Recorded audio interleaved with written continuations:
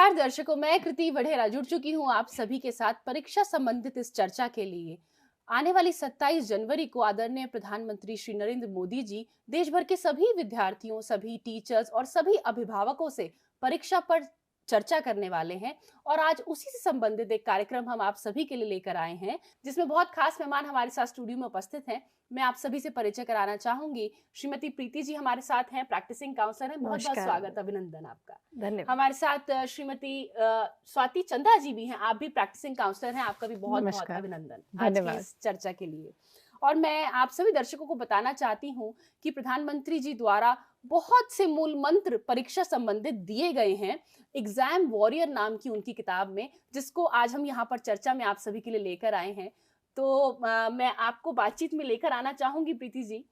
जैसा कि हम प्रधानमंत्री जी का कहना है कि ये परीक्षा जो है एक उत्सव है, एक त्योहार है, इसको हमें त्योहार के रूप में बनाना है। तो आप क्या कहेंगी सभी दर्शकों और विद्यार्थियों के लिए इस बारे में?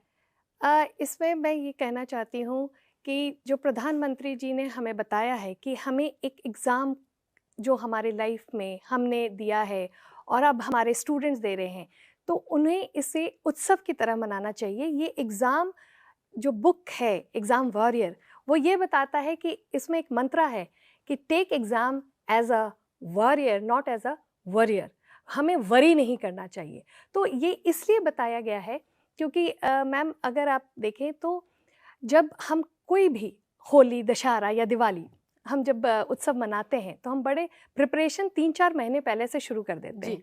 और कई बार तो हम दिवाली उत्सव ख़त्म होते ही हम फिर वेट करते हैं कि अगले साल आएगा। तो उसी तरीके से एग्ज़ाम को भी हमें उत्सव की तरह मनाना है और इसकी प्रिपरेशन हम अपने साल भर अपने पूरे टीम मेंबर्स के साथ कर रहे हैं। जैसे हमारे टीम मेंबर्स होते हैं हमारे पेरेंट्स, हमारे टीचर्स, हमारे स्कूल मैनेजमेंट, स्कूल काउंसलर, सारे अभिभावक जो हैं एक साथ जुड़े हुए हैं। तो हमारे आदरणीय प्रधानमंत्री जी ये बताते हैं कि हमारे बच्चों को अगर हम ये सिखाएं कि हमें ये एक परीक्षा स्कूल का ही नहीं है, हम तो लाइफ में रोज़मर्रे में परीक्षा दे रहे हैं। तो इसे अगर हम उत्सव की तरह लें तो हम ये लाइफ स्किल में सीखते हैं कि हमें जो है हमारा डिसीजन जो हम लेते हैं एग्ज़ाम में वो बहुत अच्छा होगा। और उसके लिए हमें विभिन्न प्रकार का प्रिपरेशन करना चाहिए, जहाँ हमें पेरेंट्स, हमारे टीचर्स हमें इसको साथ में साथ देंगे। और इसमें जो सबसे इम्पॉर्टेंट मंत्रा है कि वो कि हमें कभी भी ज़्यादा परेशान नहीं होना चाहिए, हमें शाइन करना चाहिए। और शाइन करने के लिए उन्होंने बड़ा अच्छा इस एग्ज़ाम वॉरियर में लिखा है कि play is shine, playing is very important. तो हम जब एग्ज़ाम कर रहे हैं तो ये नहीं कि हम केवल 24 घंटा पढ़ाई कर रहे हैं, हम पढ़ाई के साथ साथ और क्या क्या कार्य कर सकते हैं वो सारा इस एग्ज़ाम वॉरियर आपके साथ हम और आगे चर्चा में शामिल करेंगे। उन सभी प्लेफुल एक्टिविटीज़ के जरिए कैसे एग्जाम पे हमें पकड़ बनानी है, चर्चा में शामिल करना चाहूँगी स्वाति चंद्रा जी आपको। तो क्योंकि एकेडमिक्स की बात है, परीक्षा की बात है, तैयारी करनी है, पढ़ाई करनी है, तो क्या वो स्टडी हैबिट्स हैं जो अपनानी होंगी एग्जामिनेशन के इस टाइम में ताकि रिजल्ट्स बहुत अच्छे आ पाए? देखिए, अभी जैसे आप लोग डिस्कशन कर रहे थे, प्रीति मैम के साथ भी आप डिस्कशन कर रही थी और एग्ज़ाम वॉरियर की बात आई है, तो एग्ज़ाम वॉरियर में भी ये प्रधानमंत्री जी ने कहा है कि little things matter, observe your exam discipline. तो कहीं भी लाइफ में हमको डिसिप्लिन की ज़रूरत होती है। जब हम इस एग्ज़ाम की बात कर रहे हैं तो हमें अपने आप को डिसिप्लिन में लाना होगा, उसके लिए हमें अपनी हैबिट्स में कुछ चेंजेस करने होंगे। तो जैसे कि हम स्टडी करने जा रहे हैं तो हमारा कमरा कैसा है, क्या वो प्रॉपरली नीट एंड क्लीन है, वहाँ पे लाइटिंग कैसी है, किस तरीके की किताबें तो नहीं फैली हुई हैं, क्योंकि बच्चे क्या करते हैं जिस बेड पे पढ़ रहे हैं उसमें सारी किताबें फैला ली हैं। तो सबसे पहली बात तो ये ध्यान में रखनी है कि बेड पे नहीं पढ़ना है, क्योंकि बेड पे जब हम पढ़ते हैं तो हमारी एक टेंडेंसी होती है सोने की, क्योंकि हमारा एसोसिएशन है बेड के साथ स्लीप का। तो बेड पे हम पढ़ेंगे तो ऑटोमेटिकली नींद आएगी, इसलिए हमको वो आदत चेंज करके टेबल चेयर पे लेके आना है। दूसरा ध्यान हमको रखना है कि जब भी हम पढ़ने के लिए बैठें तो हम एक अपना स्पेसिफिक टारगेट लेके बैठें, और टारगेट लेने के लिए हमें अपनी क्षमताओं को ध्यान में रखना है कि हमारी कितनी क्षमता है, हम कितना कर सकते हैं। बहुत ज़्यादा रख लेंगे तो हम अपना एफर्ट पूरा नहीं डाल पाएंगे, और बहुत कम रखेंगे तो हम अपना जितना हमारी क्षमता है हम उतना भी नहीं करेंगे। तो अपनी क्षमताओं को पूरा ध्यान में रखते हुए हमें अपना टारगेट सेट करना है। तीसरी चीज़ आती है ईटिंग हैबिट्स की। तो हमें जब खाना है तो हम इतना खा के बैठें कि हम सफिशिएंट, हमारा जो पेट है वो भरा हुआ हो, बहुत ज़्यादा भी ना भरा हुआ हो और बहुत कम भी ना भरा हुआ हो, क्योंकि बहुत ज़्यादा भरा होगा तो नींद आएगी और कम भरा होगा तो भूख लगेगी। तो ये कुछ चीज़ें हैं जिस पे हमको थोड़ा-सा चेंज करना है। साथ ही एक आजकल गैजेट्स की भी बहुत बात आ जाती है उसमें, कि हमको गैजेट से भी थोड़ा-सा बच के रहना है। गैजेट्स को हम अपने कमरे से बाहर रखें जब हम पढ़ रहे हैं तो। बिल्कुल, यकीनन। तो देखा दर्शकों आपने कि कैसे हर चीज का संतुलन बनाना है, चाहे वो आपके खाने की आदतें हैं, चाहे पढ़ने का समय है, या आपके आसपास आपकी स्टडी टेबल किस तरह से आपको तैयार करनी है, गैजेट से कैसे दूर रहना है। तो इस सब का संतुलन बनाना बहुत जरूरी है इस एग्जामिनेशन के समय में, परीक्षा के समय में। तो हेल्दी हैबिट्स एक बहुत बड़ी चीज है प्रीति जी, आप और हम चर्चा कर रहे थे। तो क्या है ये हेल्दी हैबिट्स जो हमारे विद्यार्थियों को और उनके अभिभावक को ध्यान रखनी है जी इस परीक्षा के समय में जो अपनानी है, प्लीज बताएं। जैसे अभी स्वाति मैम ने बताया कि ईटिंग हैबिट बहुत इम्पॉर्टेंट है, और हमारे प्रधानमंत्री जी नरेंद्र मोदी जी इस पे बहुत ज़्यादा जोर देते हैं। जैसे अभी उन्होंने एक पार्टी किया था अपने सारे मंत्रियों के साथ, और उसमें उन्होंने होल ग्रेन्स का इम्पोर्टेंस बताया था। तो ये चीज़ हमारे स्टूडेंट के लिए भी बहुत इम्पॉर्टेंट है कि स्टूडेंट्स क्या होते हैं कि स्वादिष्ट खाना, जैसे जंक फूड में स्वाद आता है तो वो स्वाद की तरफ थोड़ा ज़्यादा बढ़ते हैं, तो वहाँ पे उनको थोड़े अपने स्वाद के लिए रोकना है और थोड़ा सा अभी अपने मम्मी के बनाए हुए खाने पे ज़्यादा ध्यान देना है। बिल्कुल। और जैसे अभी सर्दी के दिन है तो तिल के लड्डू, गोंद के लड्डू, ये बच्चों को ताकत देगा। उनके जैसे गोंद के लड्डू में बादाम होते हैं, काजू होते हैं, जो हम कहते हैं कि ये बहुत न्यूट्रिशनल फूड है, तो इनको सेवन करना चाहिए। साथ में जैसे वो स्वाति मैम बोल रही थी कि हल्का फूड खाएं, तो सुबह के नाश्ता में रोज़ पराठे के बदले आप बेसन का चीला, मूंग दाल के चीले ऐसे खा सकते हैं। ये सारे आपके, और अगर थोड़ा चेंज करना है थोड़ा स्वाद के लिए तो आप वेज बिरयानी खा लीजिए, वेज पुलाव। तो इन सारे चीज़ में आपको न्यूट्रिशनल वैल्यू मिल रहा है। दूध ज़रूर पिएं, बहुत बच्चे दूध से भागते हैं, तो दूध को आप कभी सुबह पी सकते हैं उसमें हल्दी डाल के। तो ये सारी चीज़ बहुत इंपॉर्टेंट है एक ईटिंग हैबिट। इसी के साथ मैं जोड़ना चाहूँगी हेल्दी हैबिट में कि नेचर वॉक। हमारे लाइफ में नेचर, जैसे मैम ने अभी कह रहे थे कि हमें गैजेट से दूर रहना है, तो कई बार क्या होता है जब बच्चे पढ़ाई करते हैं तो पूरे टाइम तो पढ़ाई नहीं कर सकते, वो शॉर्ट ब्रेक लेंगे, शॉर्ट ब्रेक लिए और बीच में थोड़ा सा लॉन्ग ब्रेक लिया। अब लॉन्ग ब्रेक में वो चाहते हैं कि जाके थोड़े गैजेट पे बैठ जाएं, थोड़ा सोशल मीडिया, टेलीविज़न पे। अपने विद्यार्थियों को बताना चाहूँगी कि इसके बदले आप नेचर वॉक जाएं, क्योंकि नेचर वॉक में जब आप जाते हैं तो आप पॉजिटिव वाइब्स लेते हैं पेड़ पक्षियों से।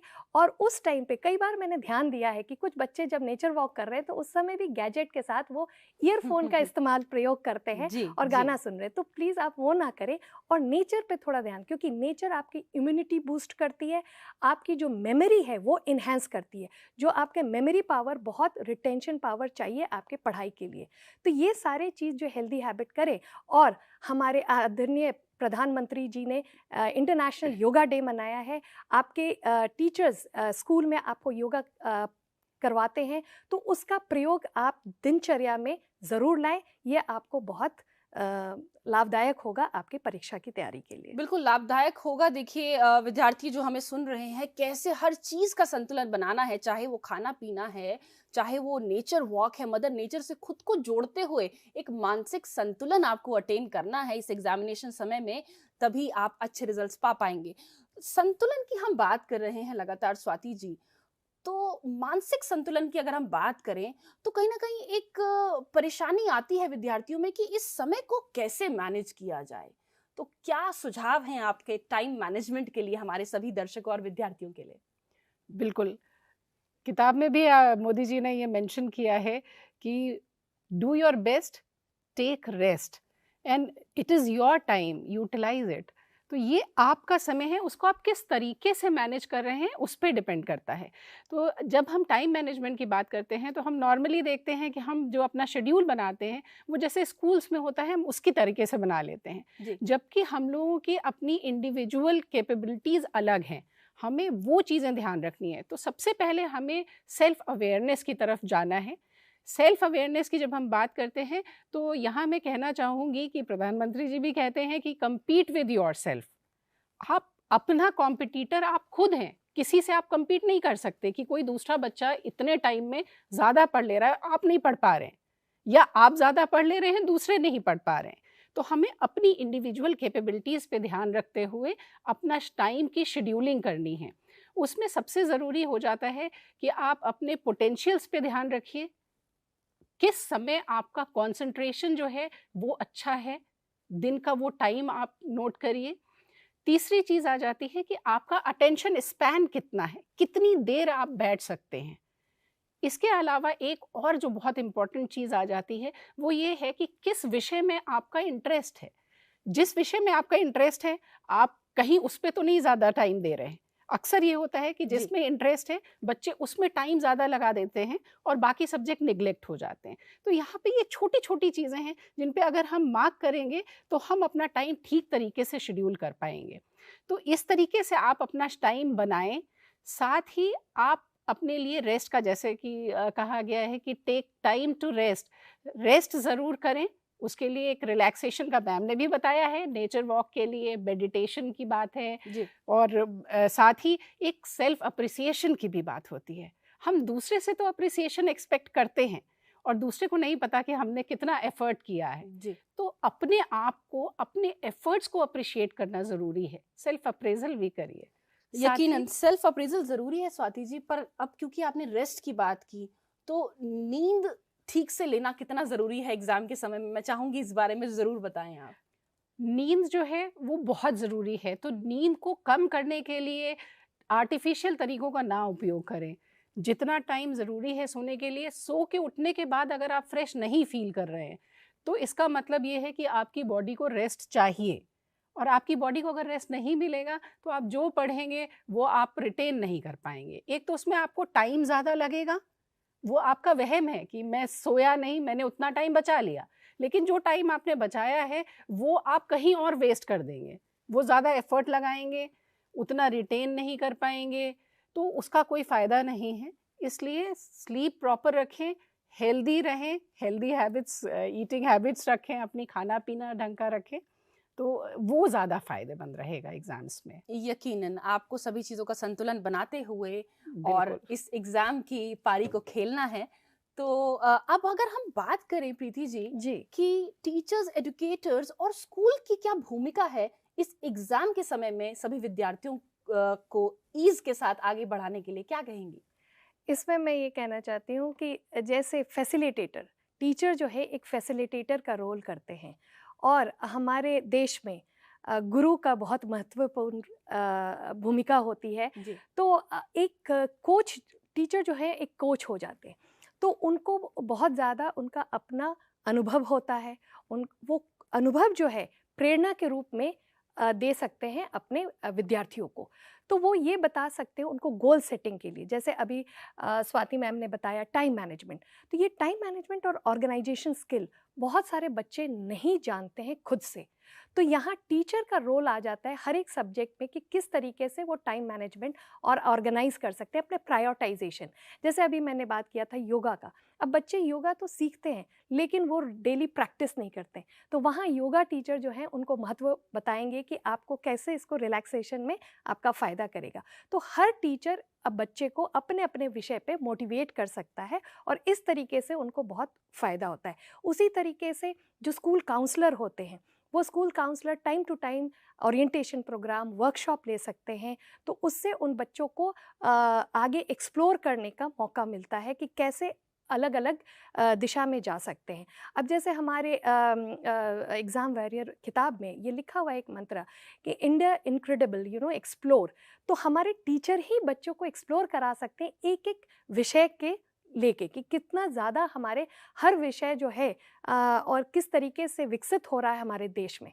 तो ये टीचर का रोल हो जाता है, और वो टीचर उनको करियर अपॉर्चुनिटीज़ भी बता सकते हैं कि अगर बच्चे जो हैं वो थोड़ा सा चिंता करते हैं कि हमारा अगर 95% नहीं आता है तो हम कैसे परफॉर्म करेंगे, तो एक टीचर जो है वो बहुत सारे करियर अपॉर्चुनिटी बता सकता है हर एक आप स्किल से और हर एक आप अपने ग्रेड से आप आगे बढ़ सकते हैं।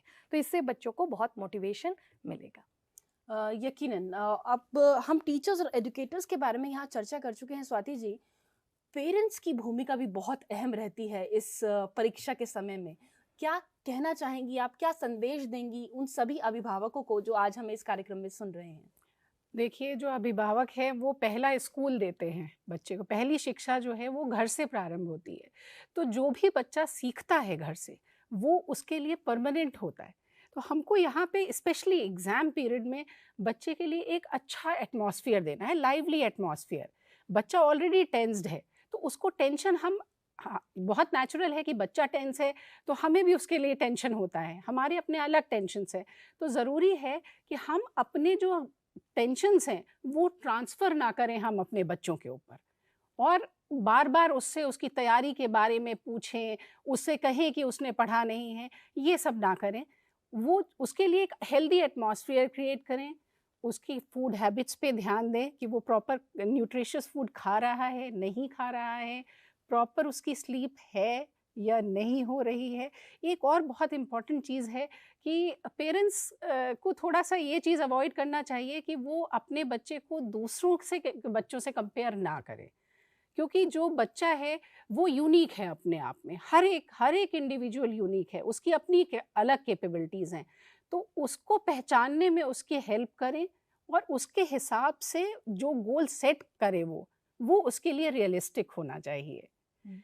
और साथ ही ये भी ध्यान देना चाहिए कि अगर बच्चा नहीं बोल रहा है और उसके अंदर कुछ चेंजेस आ रहे हैं, बिहेवियरल चेंजेस, और वो अपने साथियों से बात कर पा रहा है उन सब के बारे में, ना वो पेरेंट्स से बात कर पा रहा है, तो वो सिग्नल्स हैं। तो ये कुछ सिग्नल्स हैं, जैसे कि लैक ऑफ स्लीप है, या फूड हैबिट्स एकदम से चेंज हो जाना है, या ये है कि बहुत ज़्यादा रेस्टलेस हो गया है, गुस्सा, हर बात पे बहुत गुस्सा आ रहा है, चिड़चिड़े हो गए हैं, खाना कम हो गया है, विड्रॉल सिम्टम्स हैं कि कमरे में अकेले पड़े रहना अच्छा लगता है। अगर ये सब सिम्टम्स दिख रहे हैं पेरेंट्स को, तो ये अलार्म्स हैं। इन अलार्म्स को इग्नोर ना करें। अगर नहीं हेल्प कर पा रहे हैं तो प्रोफेशनल हेल्प के लिए जाएं।